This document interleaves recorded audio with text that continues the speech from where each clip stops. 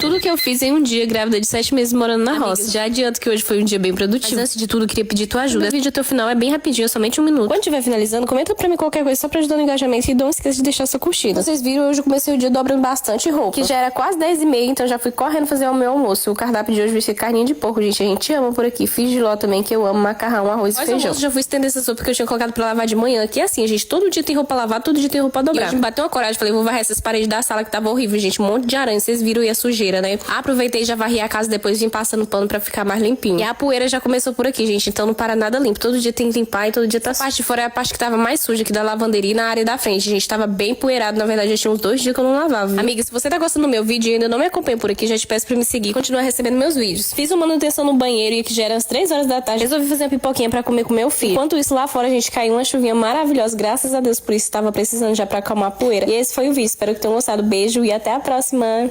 Tchau!